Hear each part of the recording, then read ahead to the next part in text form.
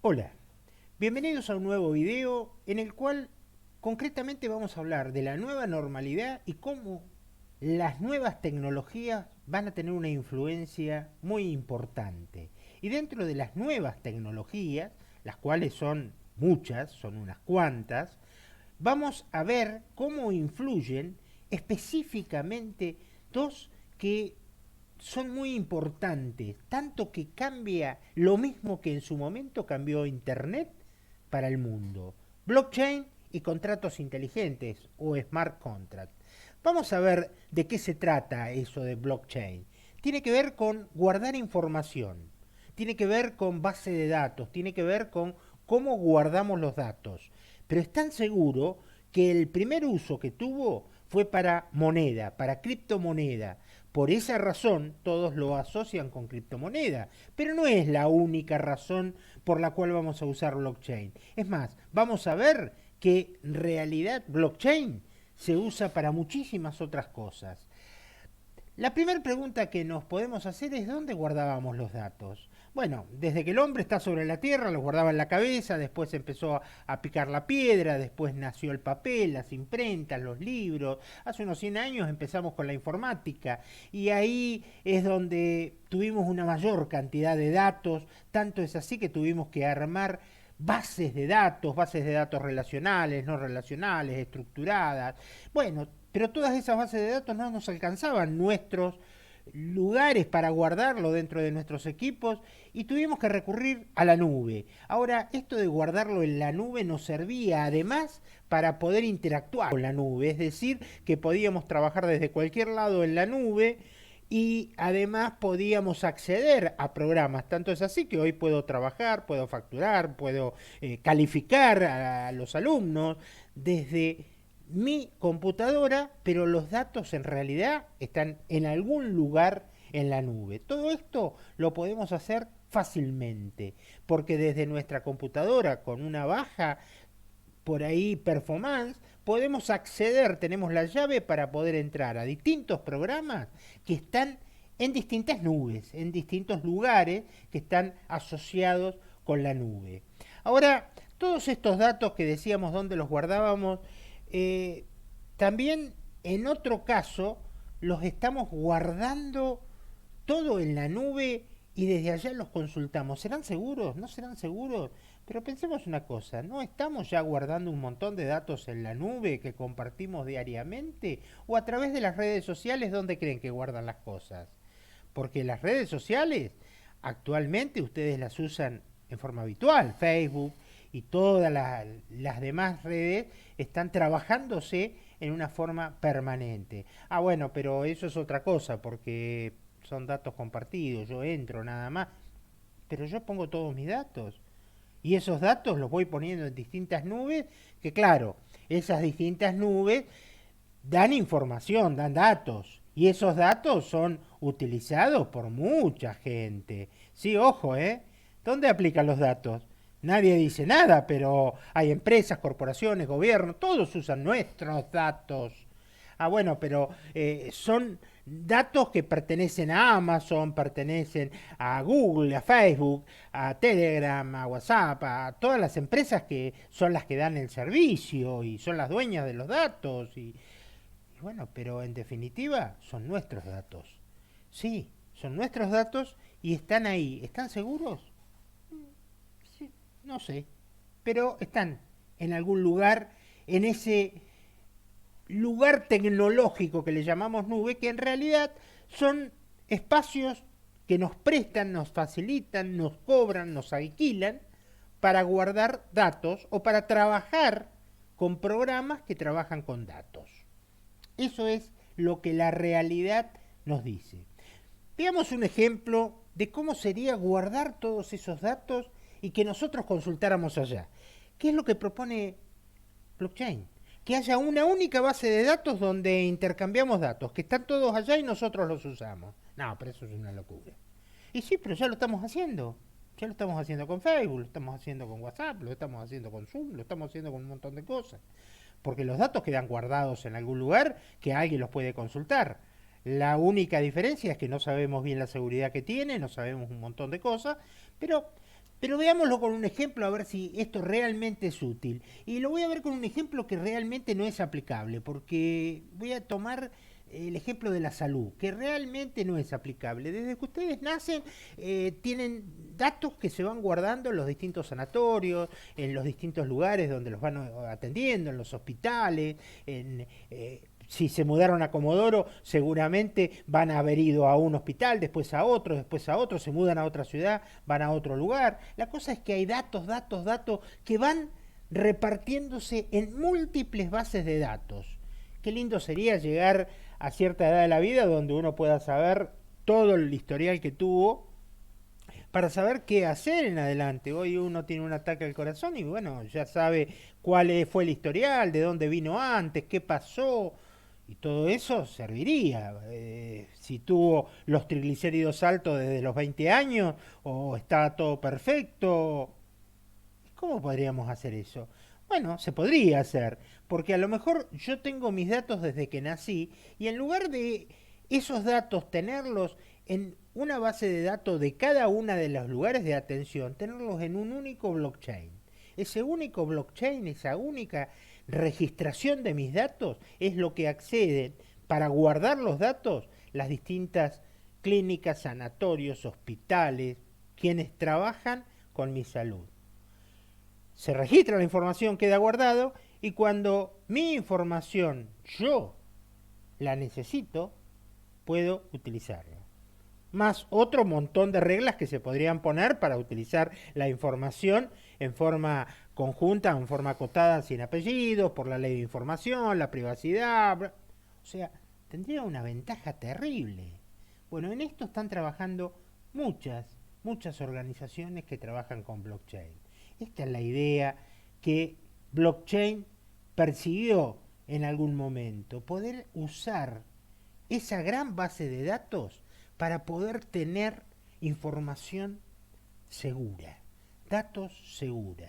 Recordamos un poquito cómo funciona blockchain para ver cuán seguro es esto. Blockchain es una base de datos que contiene información. ¿Qué información puede ser? Pueden ser datos, imágenes, códigos de programa, lo que sea, algo.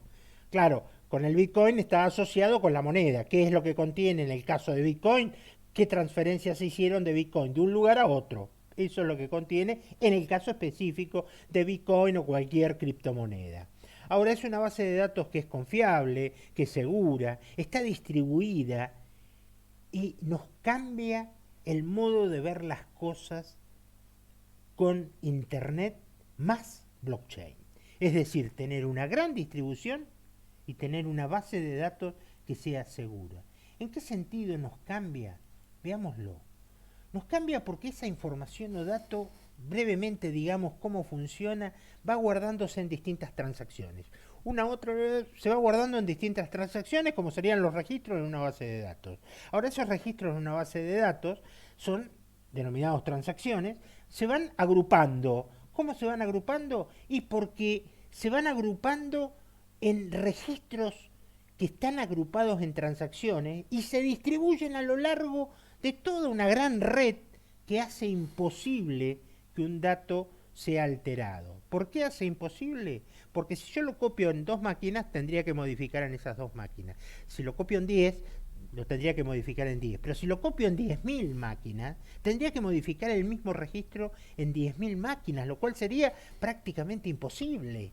Entonces, ya esa gran distribución hace que sea prácticamente imposible estar modificando las transacciones que fui guardando. Ahora, ¿cómo se guardan esas transacciones para hacerlas más seguras todavía? Porque así todo habría alguna forma de trucharlas. Bueno, ¿qué es lo que pasa? Esa información que se guardó en transacciones, veamos primero cómo sería una transacción. Una transacción tiene el dato, por ejemplo, quién es el destinatario, cuál es el dato, la información, dónde va a estar. Algún dato tiene una firma digital para que no haya un fraude, entonces entre quienes participan puede haber una firma digital, una criptografía, toda una seguridad de esa transacción específicamente, que no la vamos a tratar porque la consideremos aparte. Existe. es segura. Pero esa transacción va dentro de una gran red, como les decía. Ahora, esa red tiene lo que se llaman los equipos, ¿sí? Equipos que son clientes, que están repartiéndose y copiando los datos, y servidores, que esos servidores se llaman mineros, ¿sí? Esos servidores se llaman mineros. Entonces, ven, acá hay un equipito, acá hay otro equipito, acá hay otro equipito, son los equipitos, los amarillos, pero los mineros son estos azules. ¿Qué hacen los mineros? Los mineros lo que hacen es juntan un montón de transacciones y arman lo que se llama un bloque. ¿Mm? Ahí está armado el bloque. Ese bloque de información tiene un montón de transacciones. Y ese montón de transacciones que están en un bloque, veamos a ver qué es lo que pasa.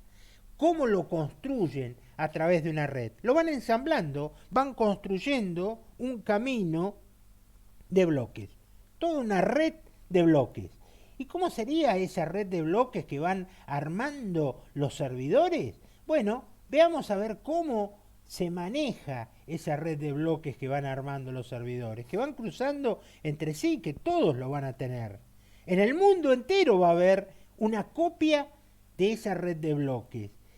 Bueno, justamente se hacen esos bloques con algo que se llama hash. ¿Qué es el hash? Es un número que es único, irrepetible, que se arma con una criptografía muy especial y que hace que si se llega a cambiar algo de la información que está ahí adentro, cambia ese hash. Entonces yo armé un bloque, sumando muchas transacciones, se genera el primer bloque.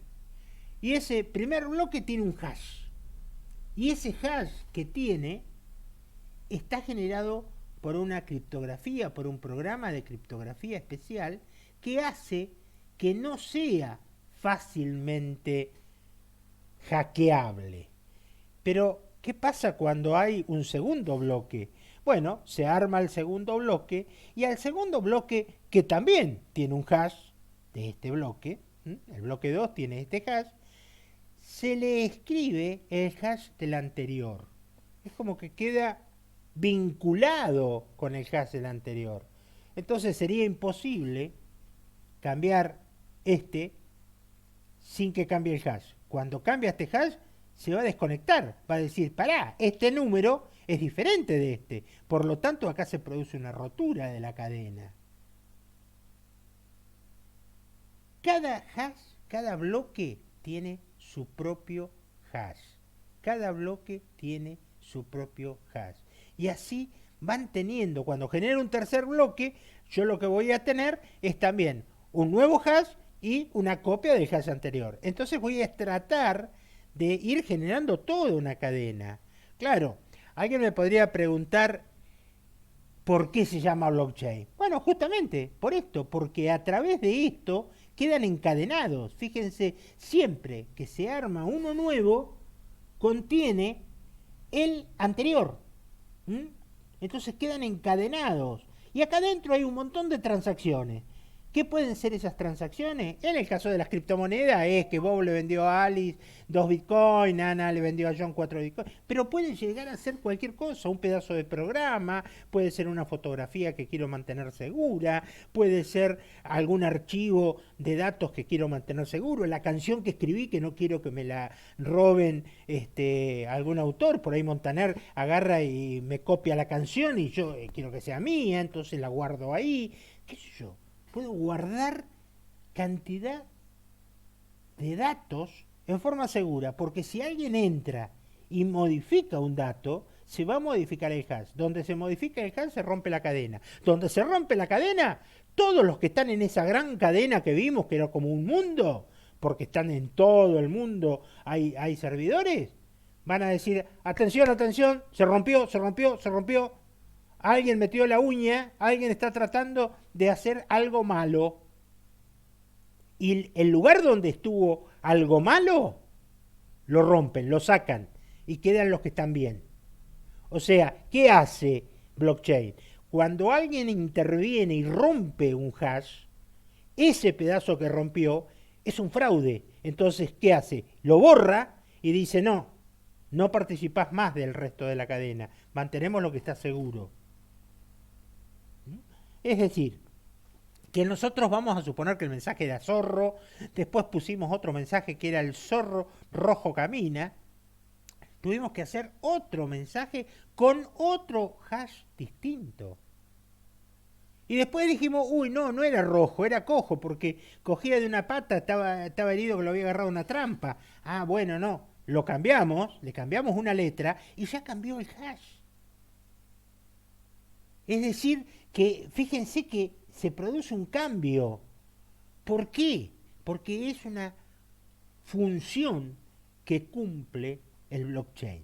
Esos cambios para evitar los fraudes. Recapitulando, ¿cómo funciona Bitcoin o cualquier blockchain? Lo digo por Bitcoin porque es como entendemos más fácil. Entendemos más la billulla, la plata que cualquier otra cosa. Pero el usuario crea una transacción, que en el caso de Bitcoin es el caso de mandé plata a tal lado. En el caso de guardé una foto, guardé una canción, guardé algo. La transacción se envía a unos pocos participantes que dicen, a ver, ¿está bien? ¿Están bien los papeles? Sí, está bien, está generado, está todo bien, listo. Entonces todos los demás, brum, se reparten. Cuando se reparten, se arma algo que es el bloque, pero el bloque lo van armando ¿quiénes? Lo arman los mineros. Y acá empezamos a charlar de qué son los mineros, porque, o sea, le digo brevemente qué son los mineros. Los mineros son los que arman los bloques. Ahora, ¿todos los mineros arman bloques? Sí, todos los mineros arman bloques, pero solamente un bloque va a ser el válido. El primero que llega. El primero que llega. ¿Y los mineros cobran por eso? Sí, cobran. Cobran. En el caso de la red de Bitcoin, cobran el Bitcoin. O sea, cobran 12,5 Bitcoin cada vez que logran formar un bloque. ¿Eso cuánto es? Y son como $200.000. Y eso lo cobran y alguien es un negocio, no, pero hay millones, miles de mineros y para hacer un bloque tienen que invertir una cantidad de tecnología muy grande. ¿Es la única red la de Bitcoin? No, no, no, hay un montón de redes. En otras redes, en lugar de tardar, en Bitcoin creo que tarda 10 minutos, en otras redes tarda 7 minutos, en otras tarda 5, ahora van a armar una red de blockchain que va a tardar un segundo. Hay montones. ¿Y los mineros cobran en todos los casos? No, en algún caso cobran en Bitcoin, en otros casos cobran en dólares, en otros casos cobran algo, se recuperan. Sí, porque están invirtiendo una tecnología por esa seguridad. Pero por cada operación cobran milésimas. Lo que pasa que son tantas operaciones que suceden en el mundo que todo eso suma. Pero nos cabe la pregunta, ¿hay un blockchain único o hay muchos? Porque no, hay muchos. Hay uno para Bitcoin, hay otro para otras Ethereum, otras monedas, hay otros para otras funciones. Cada uno es una base de datos. Puede haber para usos particulares, para usos públicos, para uso compartido. Puede haber muchos diferentes tipos de blockchain. Esos diferentes tipos de blockchain lo voy a comparar un poco con algo que ya estuvimos viendo hace un ratito. ¿Se acuerdan cuando yo decía que yo trabajaba con mi nube particular y tenía todas mis cosas en mi nube particular y yo alquilaba un pedazo de alguien que me decía, esta es su nube, este pedazo úselo? Y que de la misma manera las distintas empresas tenían, por ejemplo, Google, Facebook, nubes donde yo podía guardar la información. Bueno, esas son distintas nubes. Nada más que yo desconozco la seguridad con que están, desconozco cómo se están manejando, qué información se está guardando. Bueno, acá lo que vamos a tener es algo parecido. Nada más que, por ejemplo, yo voy a tener datos que van a estar en cuanto a las organizaciones. Yo alquilo un pedazo de una nube determinada, de un proveedor que me dice, mira, te alquilo 2 terabytes, ustedes a lo mejor tienen OneDrive o Google Drive y tienen 1 terabyte. Bueno, yo tengo alquilado un pedazo para guardar datos ahí, puedo tenerlo también para guardar un programa, para hacer funcionar un programa, para lo que quiera. O hay datos que se usan en forma común, por ejemplo el de las redes sociales. ¿Sí? Es decir, que hay de los dos tipos de datos e información. En el caso de blockchain, yo tengo distintos tipos de blockchain. Por ejemplo, Tengo blockchain que son públicos, blockchain que son privados y blockchain que pertenecen a una federación. Por ejemplo, está el blockchain federal argentino, lo estableció el gobierno, lo hizo y podemos utilizarlo todos con determinadas normas. O consorcios, nos juntamos entre varios y hacemos la inversión y tenemos un blockchain para usar en nuestras empresas, en nuestras actividades, o lo alquilamos a otros. O sea, hay distintos tipos de blockchain que se pueden generar. Entonces, por eso hablamos del blockchain 1.0, cuando ese blockchain servía nada más para la criptomoneda, estaban en sus orígenes, estaban desarrollándose. Luego dijeron, vamos a utilizarlo para los contratos, el blockchain 2.0. Y ahora estamos hablando de blockchain como servicio, BAAS, blockchain como servicio, donde además de hacer contratos, que podemos hacerlo desde nuestra empresa en particular, podemos ofrecer hacerles contratos a otros. O sea, sería algo así como un estudio jurídico digital. Todo eso es lo que es blockchain 3.0. Es decir, el blockchain para uso empresarial es lo que está viniendo. Va a haber redes públicas contra las redes privadas, permisionarias, etcétera. En las redes públicas todos podemos ingresar, son abiertas, ya les voy a dar algunos ejemplos. En las redes privadas, por ejemplo, un consorcio de bancos dice, no, no vamos a entrar a una pública, vamos a armarnos nuestro propio blockchain.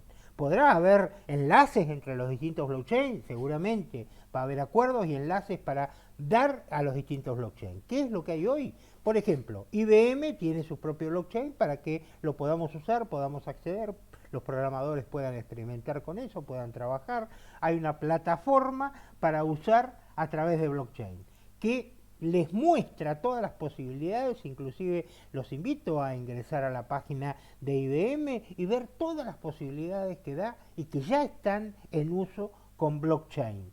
También hay un blockchain federal argentino que está auspiciado por el gobierno, está armado, es totalmente gratuito, tiene una serie de ventajas porque es transparente, confiable, sin intermediarios, sin criptomoneda, no hay que pagar nada, es totalmente liviano, se puede utilizar. ¿Tiene ya servicios incorporados? Sí, tiene, por ejemplo, para licitaciones, para trazabilidad de alimentos, para todo lo que es académico, hay para pólizas de caución, se están incorporando más servicios, o sea, como contratos preestablecidos para que uno ya los pueda utilizar. Porque el blockchain se puede utilizar en múltiples cosas. Se puede utilizar para identidades, para las votaciones y dejarlo tranquilo a Trump, para un historial académico, para registros de propiedad, para registrar música, para registrar los videos, para micropago. Es mucho hablar de distintos tipos de contratos inteligentes. Por eso, contratos inteligentes es un tema que da para otro video. Y seguramente en ese otro video nos vamos a encontrar para tratar el tema. Los espero, no me fallen.